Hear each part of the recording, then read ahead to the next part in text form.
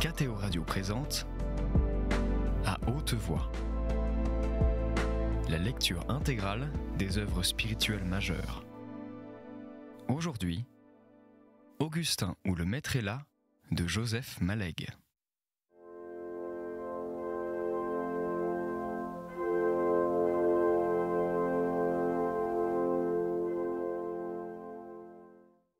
Les grands mots tombèrent dans le silence étendu entre les deux hommes, faisant des cercles qui eurent tout le temps de s'étaler puis de s'effacer tant qu'il dura. Voilà, monseigneur, les deux seules routes possibles. Cependant, je reste entre les deux, l'une où je ne suis plus, l'autre où je ne suis pas, où me poussent d'obscurs désirs et des besoins moraux. Tout cela semblait droit, limpide.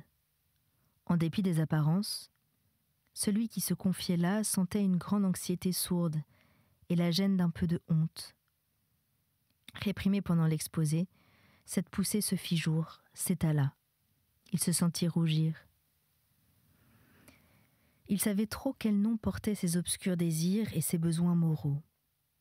Plutôt que cet affaissement sentimental des anciennes disciplines de son intelligence, il eût compris les conversions brusques, le renversement subit qu'ont fait quelques saints, se jeter d'un seul coup en Dieu malgré toutes les poussées inverses.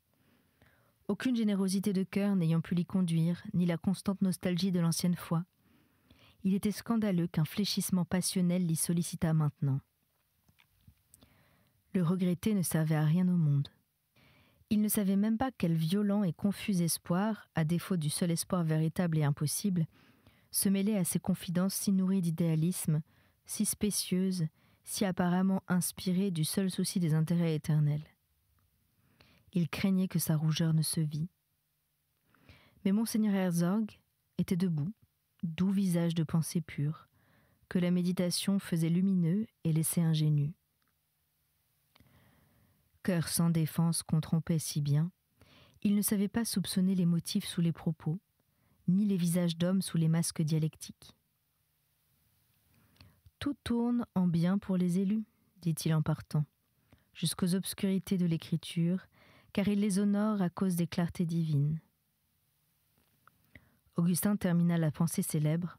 « Tout tourne mal pour les autres jusqu'aux clartés, car ils les blasphèment à cause des obscurités qu'ils n'entendent pas. » Lorsqu'ils sortirent sur le palier, des pleurs d'enfants vinrent de l'intérieur cette fois. Augustin s'arrêta une seconde, écouta, continua de descendre, mena jusqu'à la rue le vieil homme menu et blanc. Arrêté dans le courant d'air de la porte ouverte, quand Madame Desgrès des Sablons à sa première visite, l'évêque terminait. L'exégète, pour qui l'âme de Jésus est le problème essentiel, se sépare des autres, même dans les recherches positives. La véracité de Jésus est argument capital, et c'est un fait aussi que l'étrange attrait du Christ. Il ne vit pas le petit nuage sur le visage d'Augustin, reflet de tant d'exégèse et d'inoubliables suspicions. Ce fut très momentané, presque un temps de raison. De nouveau, un grand souci l'envahit. Après tout, se disait-il, en remontant, ses scrupules exagéraient. Il avait parlé pour elle, il le savait bien, avec le secret espoir que ses paroles lui seraient rapportées. Mais les mécanismes de l'évidence n'en fonctionnaient pas moins, jugeant des apports dont peu importaient les sources, ni s'ils étaient ou non humectés de tendresse humaine. Les chaleurs revinrent presque tout de suite, après quelques heures d'une pluie fumante qui ne rafraîchit rien. Bébé ne pouvait aller beaucoup mieux, évidemment. Augustin notait les températures, la proportion des biberons absorbés, la qualité des sels et presque le nombre de gémissements, en des sortes d'équations dont l'inconnu ne se dégageait guère. Il y avait au moins un élément de prognostic favorable, la diarrhée cessait. Le reste de l'amélioration viendrait en son temps. Mais l'histoire changeait pour Christine. Au vrai, il y avait deux Christines. Une était faite d'idées à peu près claires et pouvant s'énoncer. Elle pensait et parlait trouble dentaire, biberon, bouillie. Elle était tendue, optimiste et méticuleuse. Mais une autre Christine doublait la première, imperméable au raisonnement de type médical que multipliait Augustin. Une grosse boule d'anxiété lui gênait continuellement quelque chose autour de l'aorte, permanente, et d'une lourde pesée inerte. Christine mangeait avec, dormait avec, en d'absurdes nuits hachées. Si l'enfant malade pleurnichait, régurgitait le biberon, se retournait, grognant, après 8 ou 10 suctions, toutes ces réactions, par quoi la petite vie innocente n'exprimait que transitoire malaise animal, apportaient à la mère une souffrance d'une bien autre richesse, où s'intéressait toute la multiplicité de son cœur, suivant cette cruelle loi d'amplification qui régit tous les amours. Si le bébé buvait au contraire de bon appétit, ce qui pouvait coïncider avec une heure plus fraîche du jour, avec un repas antérieur à rattraper, les répercussions changeaient de sens. Elles se développaient vers une joie non pas pure et sans mélange, mais inquiète et pleine de la peur des espoirs trop beaux. Un jour que le bébé avait vomi, on revit se pencher sur l'enfant le dos du médecin. Ses mains velues l'assirent sur le berceau, tâtèrent le rose plissé des petites cuisses. « Je trouve, docteur, qu'il a maigri. »« Si, il a maigri. » Mollit un peu tout au plus. Le pli que fait le doigt dans l'épaisseur des cuisses est peut-être un peu plus lent à se remplir. Le poids ? Baissé de quelques grammes, je suppose. La température ? Cet après-midi, 37,5, hier 37,8. Oui, petite poussée fébrile. Avec cette chaleur, que voulez-vous que cela prouve ? Puis, redressé, souriant, d'une autorité qui repousse d'avance toute objection contre l'imprécision forcée de ses pronostics. Franchement, je ne puis rien dire encore, je reviendrai. Et à une angoisse de Christine qu'il saisit au vol dans ses profonds yeux noirs. Naturellement, non, il n'y a rien à craindre. Mais avec ces petits-là, on fait toujours un peu de médecine vétérinaire. Comme ils ne peuvent parler, il faut laisser aux choses le temps de parler pour eux. Plus de diarrhée, me dites-vous ? Plutôt un peu de constipation ? Et d'un ton qu'Augustin trouve nettement encourageant. Ah ! Il sort de sa poche le bloc déjà vu, écrivant et donnant en même temps quelques éclaircissements sur la manière de prendre, voyons, une toute petite potion au citrate de soude. Et je repasserai dans 3 jours vous réconforter. Comme Augustin le reconduisait, il s'arrêta un peu à la porte, parla de toute autre chose, des étudiants de leur époque commune, qu'ils avaient tous les deux par hasard rencontrés. Vous vous rappelez un tel et tel autre ? Il citait des camarades de médecine ayant oscillé entre Paris et Lyon. Appia ? Mais fort bien. Il m'a dit vous avoir connu. Il est installé quelque part, pas très loin d'ici. Et un autre ? Un drôle de corps ? Non. Pas dans la médecine. Attendez. On l'appelait Verlaine, et un autre nom avant Verlaine. Il existe toujours, me disait Appia. Vague professeur libre, je ne sais plus où. Bah, je me sauve.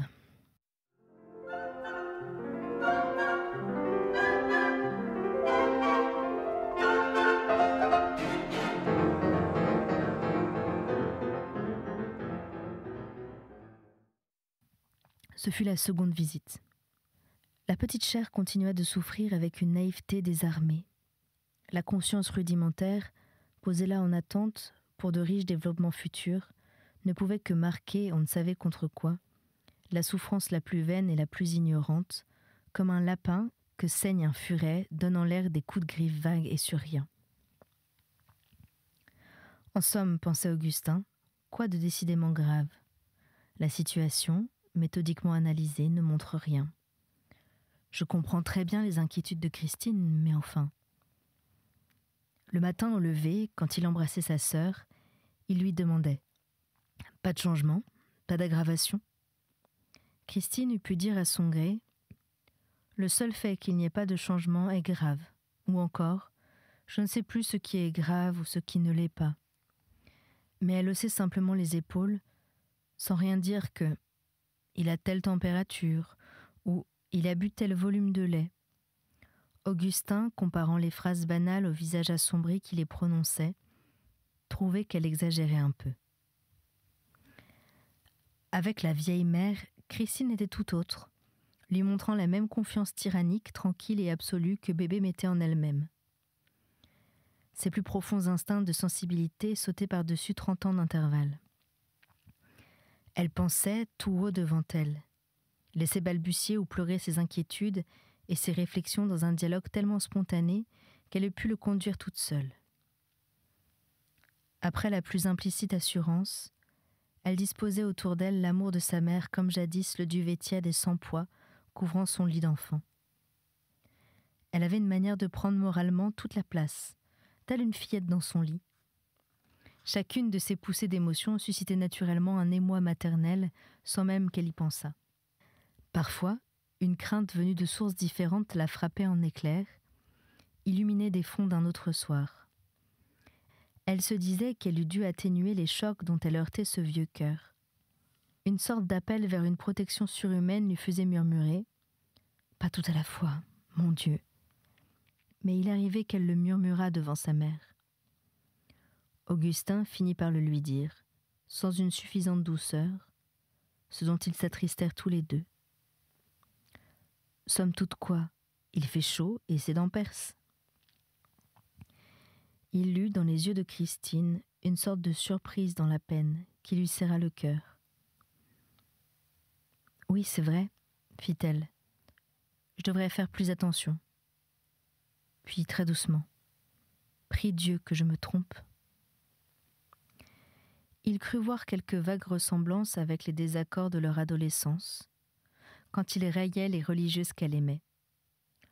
Sans la crainte de paraître railler aussi Christine, il eût repris à son compte le mot du médecin. « Affaiblissez l'éclat de ses yeux noirs, vous en verrez d'autres, jusqu'à ce qu'il ait 20 ans. » Les jours qui suivirent lui donnèrent raison. Bébé prit plusieurs biberons, les garda, dormit.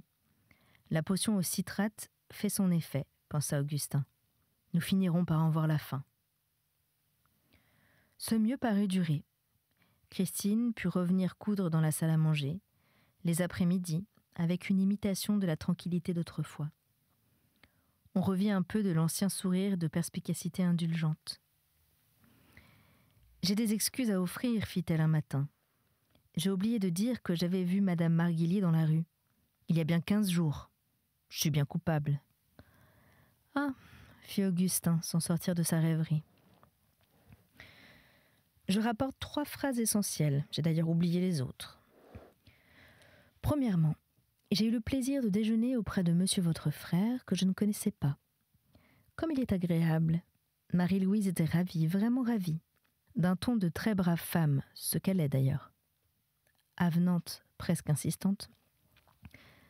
Mais vous ne venez donc jamais nous voir, ni lui non plus.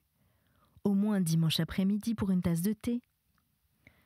Troisième phrase, d'un air confidentiel cette fois, très entre nous. Christine leva verticalement le petit doigt de la main droite. Marie-Louise est très sérieuse, vous savez. Oh, très sérieuse. Voilà, conclut-elle, j'ai dit l'essentiel. Puis, sur la pointe de ses chaussures silencieuses, elle s'enfuit au berceau. Mais son frère n'avait cure de Marie-Louise. Peut-être était-ce une illusion. Il me semble presque qu'il recommence d'engraisser un peu, fit-elle en revenant, avec ce beau regard pathétique des mères qui sourit et supplie à la fois. L'automobile traversait la petite ville. Augustin mit la main sur le bouton d'éclairage intérieur et éteignit. Il avait 10 minutes au plus, selon ses calculs, pour calmer son émotion, relâcher l'étreinte en serrant sa poitrine, retrouver une manière normale de respirer et de sentir. La voiture gagna les boulevards circulaires des anciens remparts. Le pinceau des phares caressait successivement chaque tronc de platane, fouillait l'intrado des feuillages, frôlait le square d'entrée, des buissons, des statues, son monument aux morts et la femme nue et casquée qui menaçait le bâtiment de la petite vitesse de 2 saints personnifiant la guerre et la victoire. La voiture montrait sur la chaussée des rugosités insoupçonnées, faisait sortir des variétés subtiles de vers blafards et de tons pierres et les rendait à la nuit. Puis elle se lança sur la route rectiligne. Le bord de nuit, infiniment tiède, commençait d'épaissir et se devinait stellaire. Mais Augustin ne regardait pas. Tous ces vestibules d'heures enchantées le sollicitaient en vain de se détendre, d'être perméable au bonheur. 2 jours après l'arrivée de Monseigneur Herzog, étant allé au Sablon comme on le lui avait demandé, il n'y avait pas trouvé mademoiselle de Préfaille. Il mit 3 minutes à comprendre. Après quoi, une douleur violente le mordit comme une bête. Violente mais non brutale. Moqueuse au contraire, ironique, lui présentant une plaisanterie féroce, silencieusement taillée aux mesures de ses vœux. Il sut néanmoins rester assez longtemps pour Madame Desgresses et quelques visiteuses. Il fut d'une gaieté simple, agréable, sans aucune gêne, tout au moins allégé de l'étranglante timidité de son amour. Dans cette voiture, au parfum ténu qu'il reconnaissait en tremblant, gardant sous ses yeux fermés la violente image des beaux lieux, dont il savait bien que cette fois elle ne serait pas absente, il sentait revenir cette timidité désespérée. Elle avait marqué tous les moments qui précédaient la présence et ne faisait pas d'exception pour celui-ci. Elle le garrottait comme elle avait toujours fait. Elle s'annexait en passant un certain sentiment de guindé, dû à sa toilette du soir, fort inusuelle dans cette petite ville et que quelques passants avaient aperçu.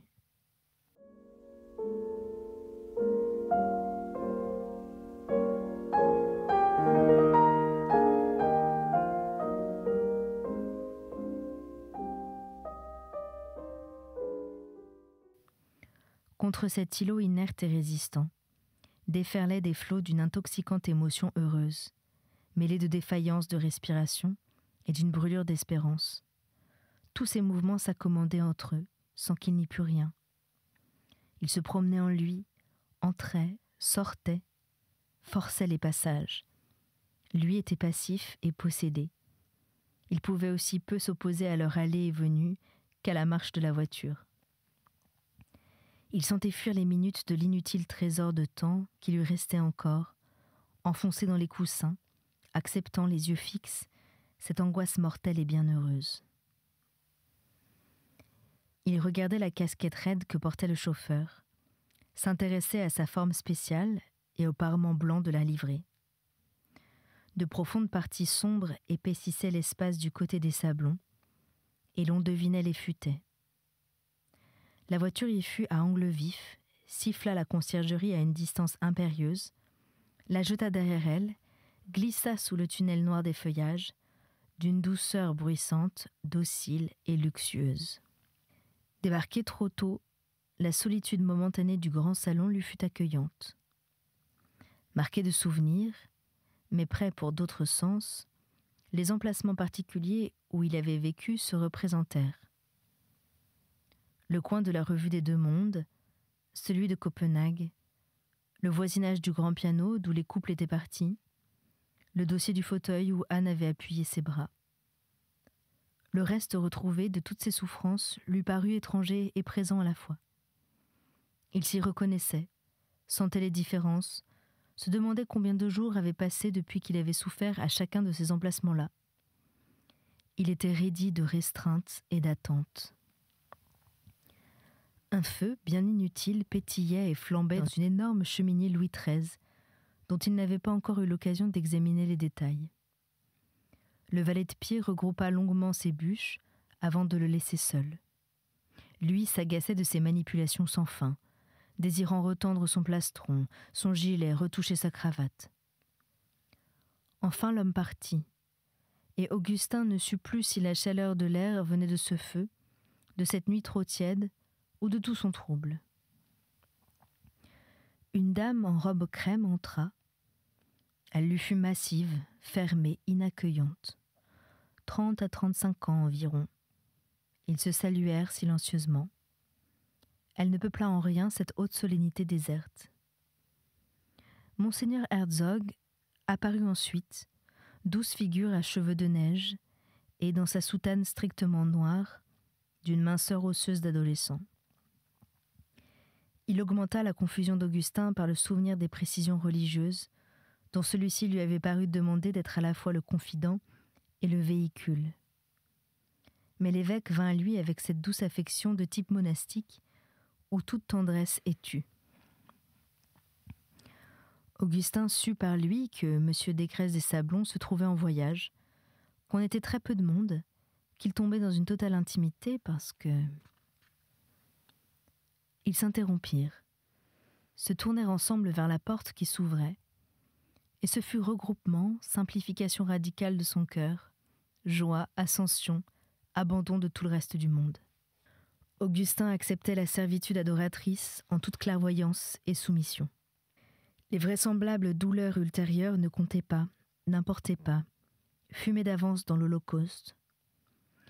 De sentir ainsi envahie toute la capacité de souffrir et d'aimer d'un cœur d'adulte grave et intact lui était une joie distincte et spéciale.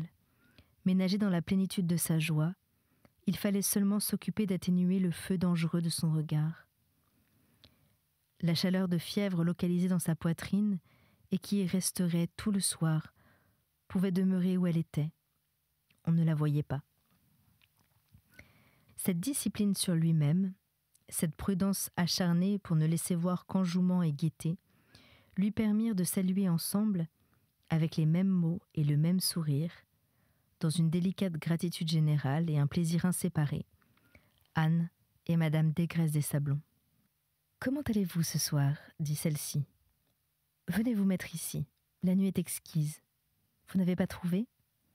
Vous ne semblez pas l'avoir vue. » L'interpellé expliqua que la nuit, comme la musique, se sentait assez bien les yeux fermés. Fort honorablement, il s'affligea ensuite d'apprendre qu'il ne pourrait saluer M. Descrest des Sablons. Il est parti pour 8 jours. Mais vous verrez mon beau-frère qui nous est arrivé hier.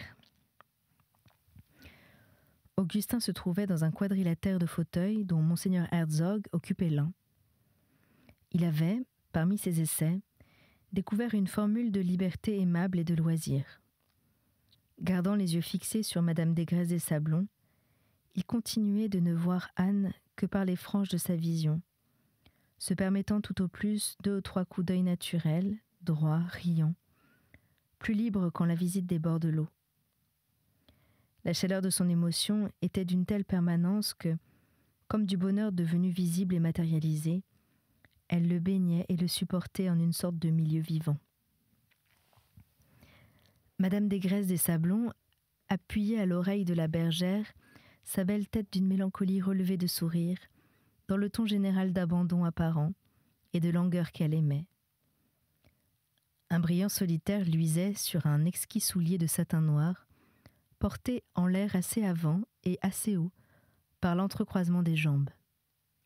Sous une robe d'une légèreté pure et savante, dont les plis mouillés flottaient et s'appliquaient à la fois. Mais Augustin discernait en elle ce soir-là un certain raffinement de soumission et même de faiblesse, une nuance de moelleux quand son armature quotidienne de hauteur languide et d'ironie, la grande dame n'avait pas coutume de montrer. Tout chez elle exprimait à l'état de dilution extrême, de vagues regrets dont on ne savait trop quoi, fort conciliable avec le sourire, pas très affirmé, pas très sûr non plus, que quelque chose de précis valut la peine d'être regretté. Or le regret général inhérent à toute vie. Et sans doute, si de moins tout était comme autrefois, était cela plus que de l'apparence, la nature véritable que ces sentiments devaient nécessairement revêtir sous le pesant regard de renoncement et de puissance qui l'envelopperait bientôt. Augustin évoquait le jour lointain, jamais oublié, où il l'avait déjà vu ainsi, en face de son beau-frère, avec ce même bonheur de docilité, toutefois sans cette grâce pathétique de l'extrême beauté déjà touchée, mais non encore vaincu par des déceptions irrémédiables et par le temps. Il lui arrivait d'appeler à la conversation, d'un ton délicieux d'amabilité paresseuse, la dame en blanc, crème du début, qui avait tendance, non pas au maussade, mais au retranché et à l'absent. Augustin se rappelait de semblables invitations pleines d'une bienveillance indolente, envoyées d'un bateau par de voyageuses couchées parmi des coussins, à des amis restés sur la rive. C'était un dimanche d'été. Le bateau remontait la Tamise en longeant les pelouses de Kew Gardens.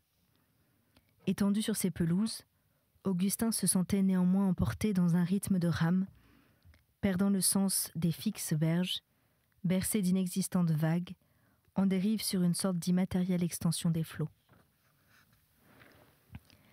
La dame, en blanc crème, sèchement souriante et presque dégelée, répondait par une phrase qui amorçait une autre question.